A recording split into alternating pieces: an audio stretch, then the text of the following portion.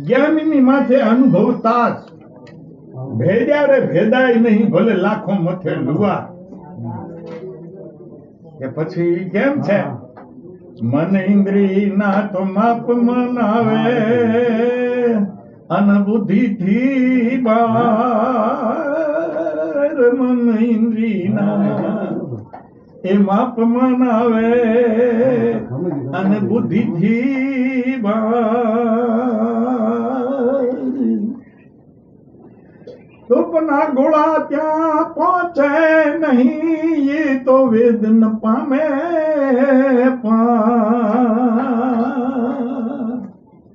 એવા જ્ઞાનીની માથે અનુભવતા ભેદ્યા રે ભેદાય નહીં લાખો મથે લુઆર.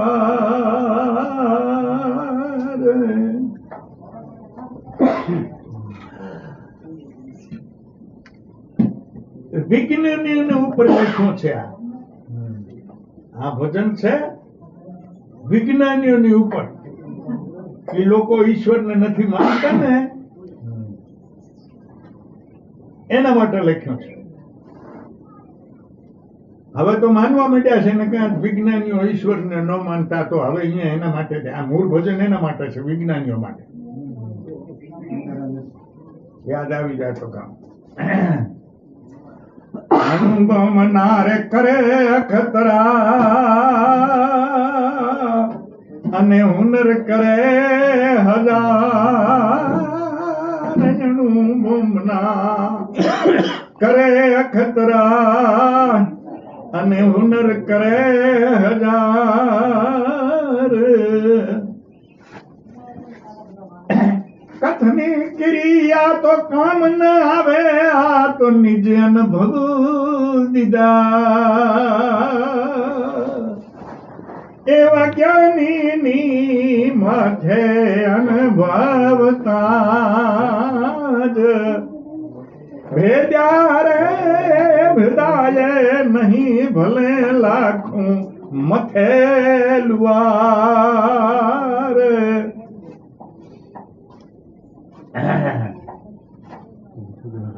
દૂરમીનમાં તો દેખાય નહીં અને કેમેરા બેકાર.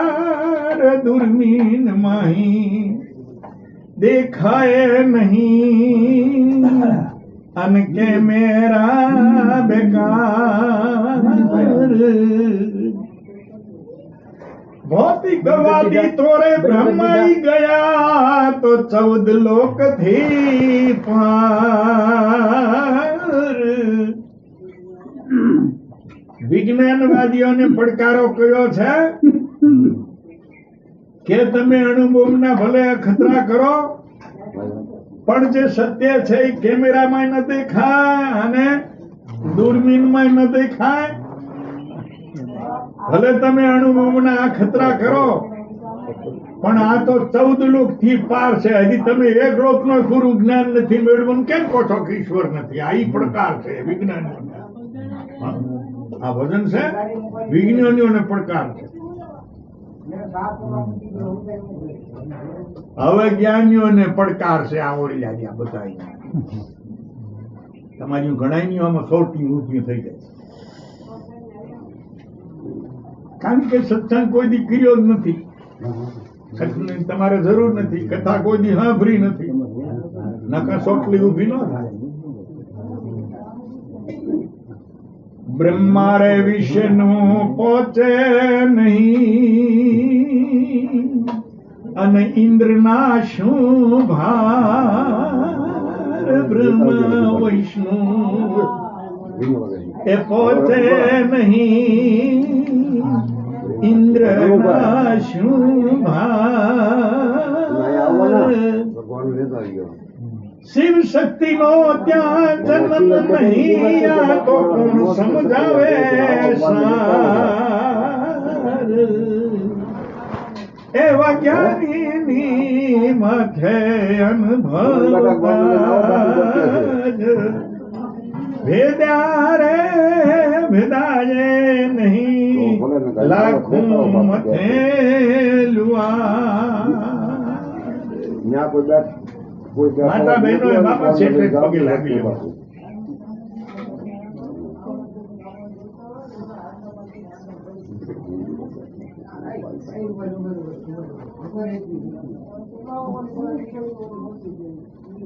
એ મારા બાપ કોણ છો દીકરી સીતા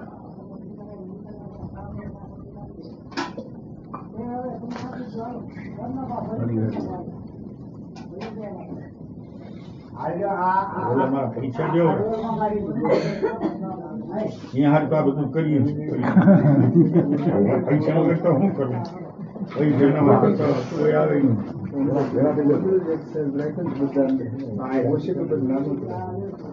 એટલા તો રૂપિયા કેટલા 47 હા બ્રહ્મા વિષ્ણુ પહોંચે નહીં, ઇન્દ્રના શું ભાર, શિવ શક્તિ ત્યાં પહોંચે નહીં. કોણ સમજાવે આ સાર હું છે?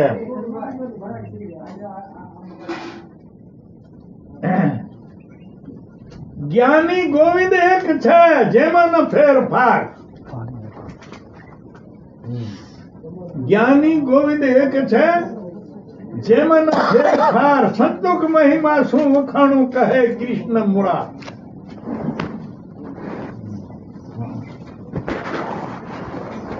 હવે ન માનો તો કૃષ્ણ ને ગીતામાં પૂછો પણ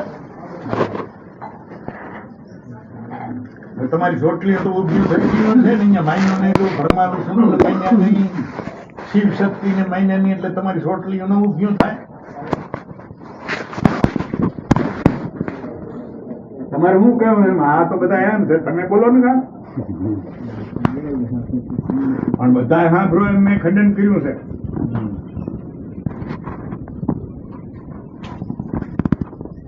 તમે કાંક કહો એનું હવે મેં તો ખંડન કર્યું છે. હું તો એ વાતને માનું તો તમે ક્યાં માનો છો એમ? એટલે તમારે કાંઈક કાઢવું જોઈએ કે તમારે ખોટું છે. રી નહીં ચડે મને માનતા નહીં. હું ના તમે હાસા હશો તો હું પગી લાગી ત્યારે હું ખીજાઈ નહીં જાઉં. તમે એમ માનતા નહીં ખીજાઈ જાઉં. મારી વાતનું ખંડન થાય છે એટલે હું ખીજાઈ નહીં જાઉં. ભજન હાચું છે ખોટો ઈ મારે શું હવે તમે નહીં બોલો એમ કેમ હાચું છે કઈ રીતે? શિવ શક્તિ ને પાછા મેકી દીધો.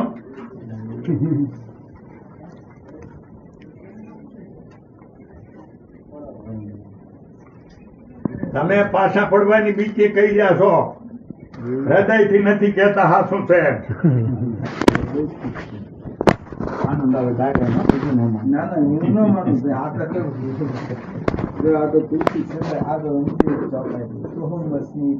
અખંડા દીપ શિખા સે પરમ પ્રચંડા આત્મ અનુભવ સુખ પ્રકાશા સદભવ મૂળ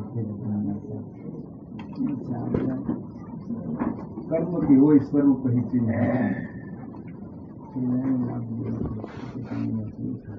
દેખો બ્રહ્મા વિષ્ણુ અને મહેશ એ સત્ય એક જ છે. આવા નામ હું કેમ પડ્યું ભગવાનના? રજોગુણ, તમોગુણ ને સતોગુણ. જે ચેતન રજોગુણ ની સૃષ્ટિની ઉત્પન્ન કરવાની, હું ઉપનિષદોમાં જ બોલો છો, વેદોમાંથી. વ્યાસ ને આ ગુરુ શંકરાચાર્યની વાણી બોલો, ધર્મ બોલે એમ માનતા નથી. રજોગુણ જે છે પ્રકૃતિનો, એને જે આ જીવોની ઉત્પત્તિ કરવાની જે સત્તા શક્તિ આપે છે ત્યાં એને બ્રહ્મા કહે છે. સતોગુણને જે આ સૃષ્ટિની પાલન પોષણ કરવાની શક્તિ, જ્યાં જે સત્ય જે ચેતના આપે છે ત્યાં એને વિષ્ણુ કહે છે. અને આ જીવોની સૃષ્ટિનું કર્મ પ્રમાણે મારવાની જે સત્તા આપે છે તમોગુણને, જ્યાં ચેતના ત્યાં એને શંકર કહે છે.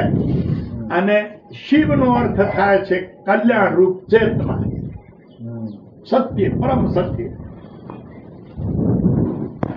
અને અહીંયા પાર્વતી એટલે શિવની શક્તિ.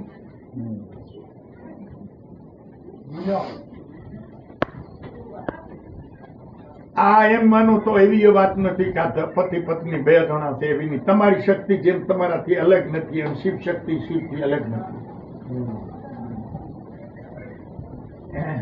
લક્ષ્મી કોઈ એવી નથી વિષ્ણુથી એકો રહે, એ પણ એની એક જ છે.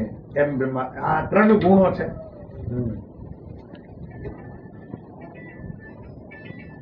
એટલે 3 ગુણોનું ખંડન છે.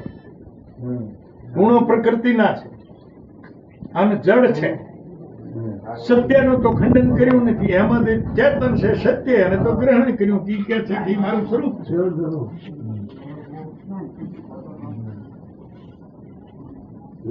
આનો સમજી ગયા, પણ તમે સમજી ગયા છો કે નથી સમજાણો?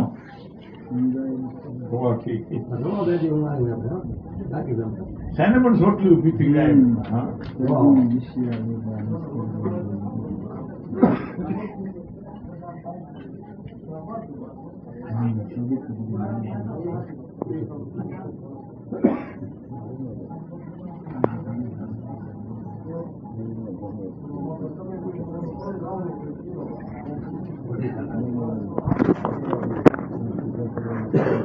તુલસીદાસે પહેલું આમ સરળ રીતે સમજો. હું જે રામાયણ ને સમજ્યો છું, હું ભણેલો નથી, મને તો ઠીક પડે એટલું લઈ લ્યો. તમારે જે તોપાઈ મને મેળ આવે ને એ લઈ લ્યો મારા પૂરું. તુલસીદાસે પહેલું સગુણ રૂપને બિરદાવી, અને એમનો આશય એમ છે કે સગુણ રૂપને તમે શરણે જાશો અને એને સમર્પણ થશો ત્યારે તમે નિર્ગુણ રૂપની પ્રાપ્તિ થશે, ત્યારે પામશો. આવો રામાયણનો આશય નીકળે છે. સગુણને શરણે ગયા વગર, સગુણને ભગવાન તમે માન્યા સિવાય એને સમર્પણ થયા વગર તમે જો જાશો તો તમને સત્ય ગોતું નહીં મળે. હા, પછી કોઈ એકને બિરદાવી નાખે તો એમ પણ નથી. અહીંયા વાંધો પડે છે ઘણો. અહીંયા વાંધો પડે સમૃદ્ધ ગુરુ મળ્યા વગર. હા,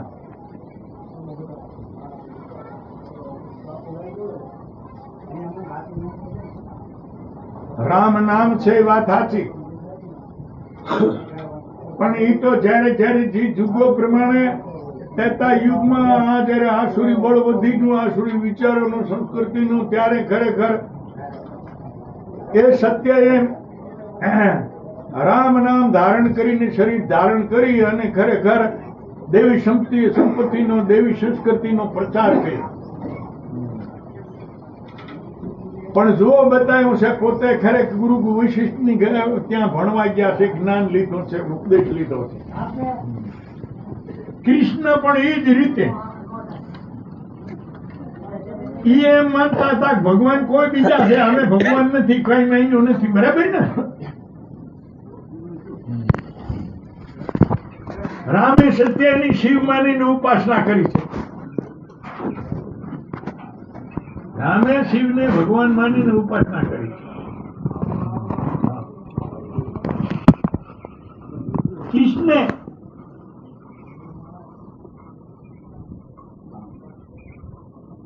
એટલે આપણે ગલતીઓ ન કરીએ. આર્યા બધા તમે કાન ફૂંકી નાખો એટલે આર્યા કે આ દરબારો બધા કે અમારા ગુરુ છે, એટલે તમે દશનામીઓ એમ ઘણે ખરેખર સમાજને મોક્ષ હામાં જાતો, ધર્મ હામાં જાતા ઘણો રોક્યો છે. ભલે એ વિધિ કયા વેદની છે, કયા શાસ્ત્રની છે, કાન ફૂંકવા ને ગુરુ માનવા આવી? અને શા માટે આ?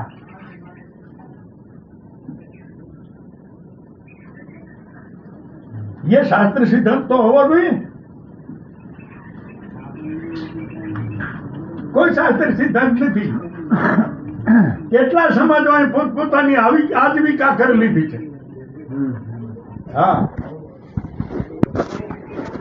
એટલે જ આ દેહને આમ ખરેખર અંધશ્રદ્ધામાં હવે નાતી નાતી માથે આવીએ આપણે.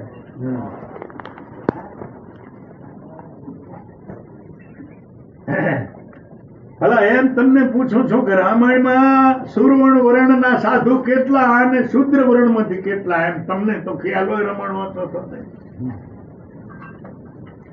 સુરવર્ણ વર્ણમાંથી કેટલા આવે છે મને બે ત્રણ ની ખબર છે, બીજા નથી, કારણ કે હું રામાયણકાર નથી. મને ઉપનિષદોમાંથી પ્રશ્ન કરો તો હું જવાબ કેમ બતાવે તમારે.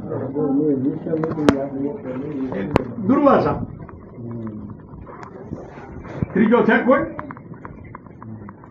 મને આ બે આવે છે યાદ, બીજો નથી આવતો હું, કારણ કે બરાબર કઈ. પછી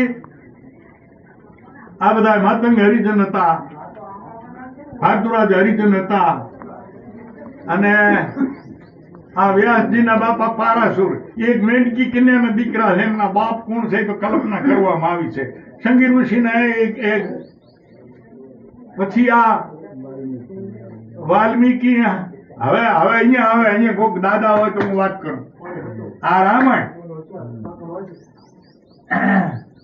રામાયણમાં વાલ્મીકી રામાયણમાં 16 સંસ્કાર વાલ્મીકીજીએ લવકુશના કર્યા છે, રામના દીકરા છે એના,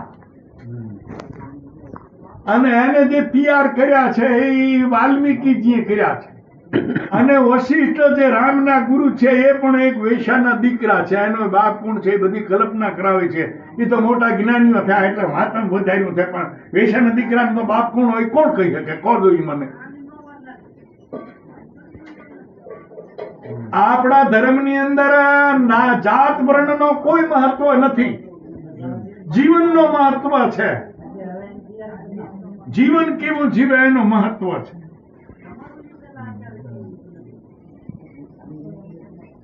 પછી આપણે શાસ્ત્રોમાં ભાગવતમાં ગોતવા લાશો ને રામાયણમાં તો ઉત્તમ વ્રણ છે, એમાંથી ઘણા મોટા ભાગે રાક્ષસ થયા છે. કૃષ્ણ, હરણાકૃષ્ણ, હીરાય બધા, રાવણ ને હીરાય નહીં, માણાસુર નહીં, નહીં બધા.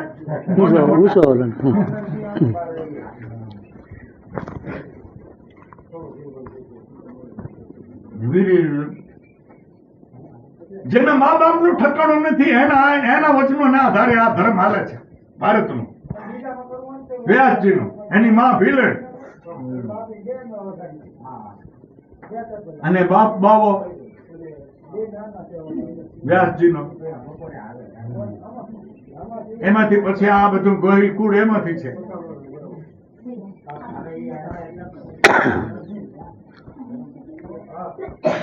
હવે તમે બધા કોઈ જાણકાર નથી, મારે બોલવું નકામો છે. અત્યારે નહીં તો આગળ ખૂન કોઈનો એક રહી શકતો નથી, મારો દાવો છે. છે ને તમે બધા કોઈ સાંભળો મને.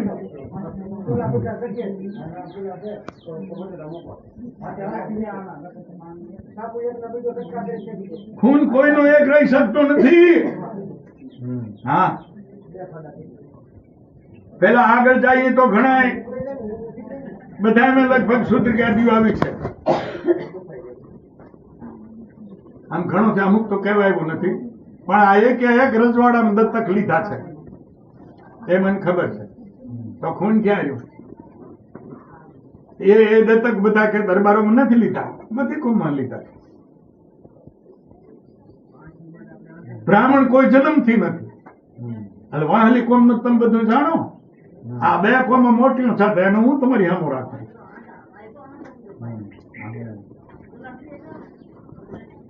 માટે સમજીને કર્મ કરો એ આપણા ધર્મનો શ્રેષ્ઠતા છે.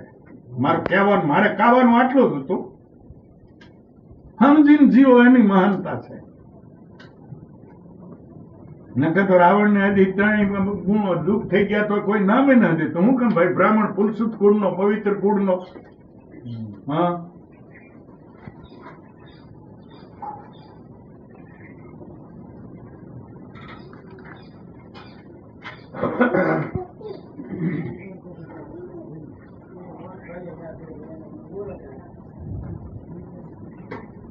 તમારે બચ્ચા ક્યાંય જવાની જરૂર હોય, તમારે પવિત્ર જીવવાની. આ સત્સંગમાં તો જઈએ અનાધિકાલ છે આપણો.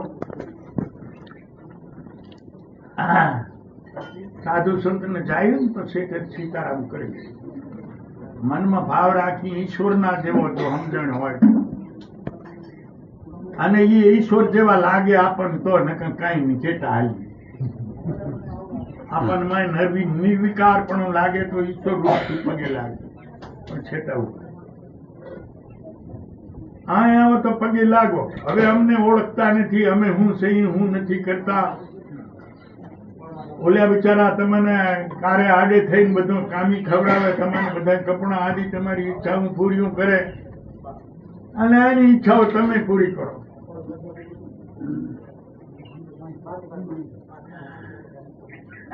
દેવીનો બીજો કોઈ અર્થ નથી. નારિયેલ ફોડવાની જરૂર નથી ક્યાંય, ભૂખે મરવાની જરૂર નથી ક્યાંય. ભૂખે અમારા સરવૈયા જાડેજા ભાઈઓ છે ને, એમાં હવે તો કોણ જાણે કે 7 વર્ષની દીકરી થાય અને માં એને પરાણે રખાવે, ઉપવાસ વ્રત રખાવે, રોવડાવીને. આ નજરે ભાઈનું છે, સાંભળેલું નથી કહેતો, રોવડાવીને રખાવે. અને એ 2-3 બાળક થાય ત્યારે એના ઈ પતિના સુખ માટેના જે વ્રત હોય ઈ ત્યારે પૂરા થાય. હારામાં જાય, 2-3 બાળક થઈ જાય ત્યારે ખરેખર એ આવે પછી ઈ વિધિ કરાવો. પણ હવે હું જોઉં એમ પછી કોક ને હોય ભલે ને કે મોટા ભાગે કોથળિયા રાત ભટકાય, એટલે આ તો વ્રત કર્યા કેના માટે નથી દેખાતું? દેખાતું આર્યમાં કોઈ દી ભણે નહીં, આ એજ્યુકેશન વાળીઓ કોઈ દી ભણે નહીં. એ તો 5-25 ભેરા કરી એના મિત્ર હોય, કાં હાર બદલાવે ને કાં વીંટીઓ બદલાવે. મારા હાણા કરપુત્ર દેવા કોઈ દી બાર થઈ નહીં લા. હે અને આ અમારે આયામાં તો આપણે થતી થોડું દોરાવી, આયને તો એટલું બધું ટીપણું હોય ને તો બધા નિયમ હોય, એટલા બધા કઠણ નિયમ હોય. એમ થઈ ગયા એમાં એ હોય એ એને શું હોય ગોરે ટીપણામાં એ બધું એનું પાલન કરાવે. હે અને આ કેટલા વાર ઘોડિયા મરી જાય છે, હા ભળતા હશો ટીવીમાં. અને ઓલે મારા હારા કાંઈ નહીં, એને કાંઈ નહીં, કાંઈ જાય તારે ક્યાંય મરે ને, એને તો પેણી જાય ને કાંઈ બાતે નહીં ને. આપણે તો હારો કાંઈ ઘણી એની દવા પીવી જોઈએ, ટીપણું જોઈને પૈયા હોય તો આ છે શું મને સમજાવો. કહેતી હતી કહેતો ઘેઠા કરતા ઘેઠા આ બાબતમાં પછું હતા, એક જ આ બાબતમાં બીજા નહીં પાછા હરખો સમજજો ને તો મારો ખ્યાલ રાખે. રામાયણમાં કીએ ઠકાણા ટીપણા માન્યું છે. બસ તો મારું ગુણ એટલે આવીને લાગશે.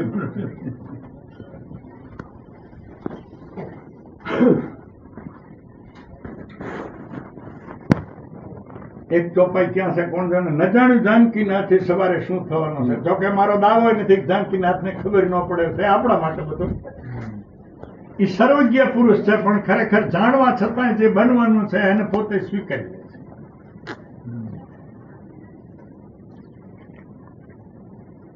તો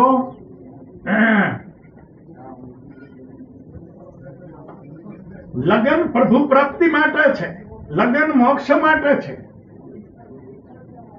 લગન સુખ ભોગવવા પૂરતું નથી. હા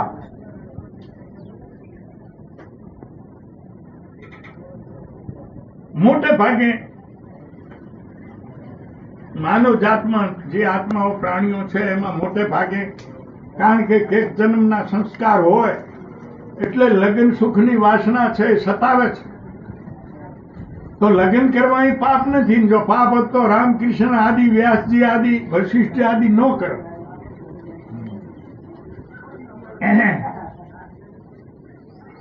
લગ્ન કરવાની છૂટ છે.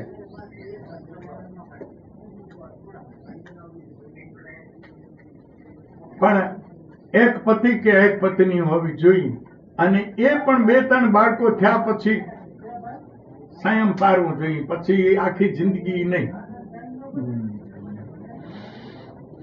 આપણા સંત ઋષિ મુનિઓનો શાસ્ત્રોનો એ મત છે, ટૂંકમાં કહું છું. પછી તો ભજન કરવું જોઈએ. પતિ પત્ની કારણ કે કામ એકબીજાને નહાતા આપે એટલે કામની પૂર્તિ માટેથી અને એ લગ્ન સુખને એને જોઈ લેવું જોઈએ કેટલું આમાં સુખ છે ને કેટલું દુઃખ છે. આ તો નહીં કે એ તો મૂછું મેળ છે, હા એ તો મૂછું મેળે, પણ આ માતા બહેનોને ખબર છે કે લગ્ન સુખ માટે પિતાની ઘરે હતી ત્યારે કેટલી સ્વતંત્ર હતી, અને આ આવો એટલે આર્યા તમારે દવા પીવી પડે છે. આ લગ્ન સુખ હારું બીજું કાંઈ. લગ્ન સુખ ની ઈચ્છા ન રાખી તો આ હું તમને હેરાન કર, કોઈ મને હું શું કામ કરું. અને આર્યા પણ ખરેખર દુનિયાના ગુલામ બન્યા તો એ લગ્ન સુખ માટે પૈણ્યા નો મને અહીં કાઠી મિલત શું જાય મારું, શું જાય ગુજરાતમાંથી કાઠી મેળો તો શું જાય મારું.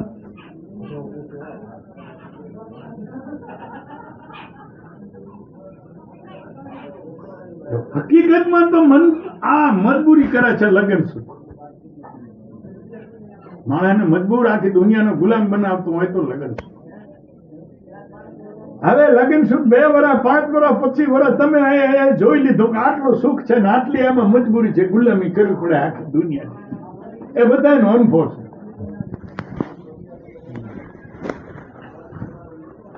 આ બધા તમે મૂછું ચડાવીને બેઠા છો ને, પણ એક ટાઈમે તમારી બાઈઓ ગમે એવી ગરીબ હોય ને તો એ તમારી મૂછ નીચી કરાવી નાખે, એ મને ખબર છે.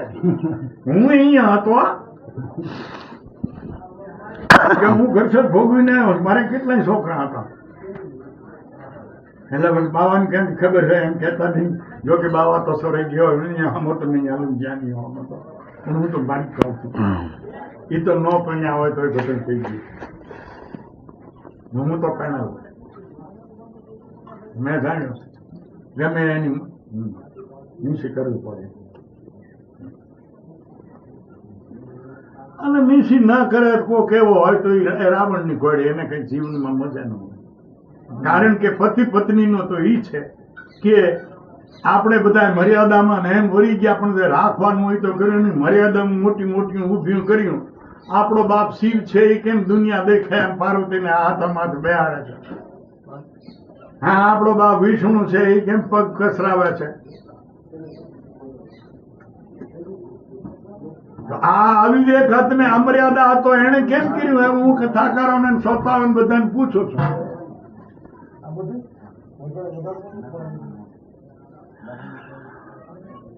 પતિ પત્ની તો જો 2 એક થઈ શકે તો લગ્ન છે, એને લગ્ન કહેવાય. 2 એક થઈ જાય તો ખરેખર ઈશ્વર પ્રાપ્તિ કરી શકે.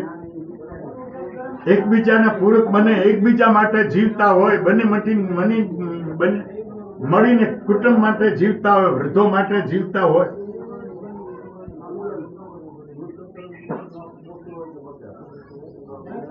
માય ઠેકાણે તો વૃદ્ધોનું કઈ નહીં. વૃદ્ધોને બારે કાઢી મૂક્યો અને પછી પિતૃનું ઓલું તર્પણ કરે અહીંયા હરાદ આવે ત્યારે. એ હરાદ નથી કરવાનું, એ ગપ્પા છે બ્રાહ્મણોના. મરે એનો જન્મ, હા બોલતો મરે એનો જન્મ અવશ્ય છે, જન્મ એનો મરણ અવશ્ય છે. ગીતાનો બીજો અધ્યાય. તો ભૂત જવાને આ પિતૃ થવા કોણ ગયો?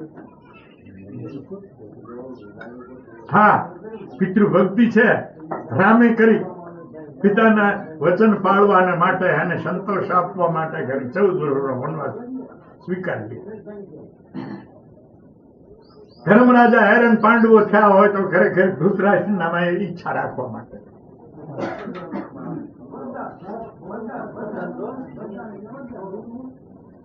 ભીષ્મ પિતામાં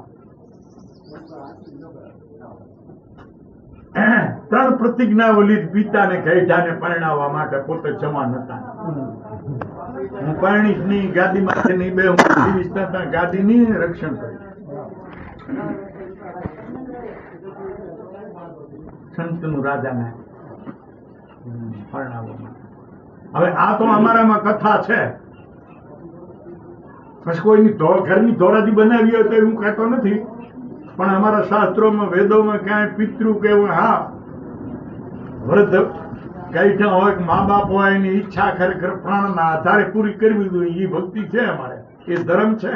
બાકી તમે આ લાડવા ઉડાડો એવું ક્યાંય નથી. જીતા હોય ત્યારે પાણીનો કરશ્યો દેવાને ત્રેવેડે ન હોય, પછી ભરી જાય એટલે લાડવા ઉડાડે બધા. ભાઈ એના લેવું થાય પછી માયનામાં ઓલા બીજા હોય ફૂલ ચડાવે આમાં બેઠા બેઠા ભાઈ બંધ હોય એના લેવું થાય ભાઈ આટલો ખર્ચો કર્યો આપે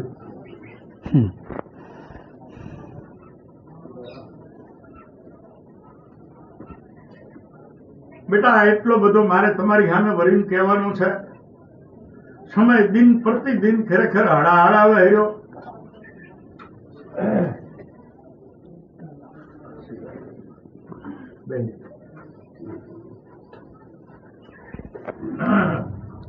કેમ કે એટલું બધું અમે સાધુઓ ખરેખર લોકોને આકર્ષાહારું કરીએ છીએ એટલા બધા આ નેતાઓ કરે છે એટલા બધા આ સિનેમા ટીવી વાળા કરે છે કે લોકોને ખરેખર એનું કાંઈક શું ધર્મ છે શું ધર્મ નથી શું પ્રેમ છે શું અવિવેક છે એનું પણ ભાન નથી રહેવા દેતા એટલી બધી પ્રવૃત્તિ આજ ચાલે છે આ તંત્રની માલિકો હું તમારા હાથે વરીને કેમ વરીને કહું છું વાતને હવે સમજી ઉદાહરણથી સમજાવું છું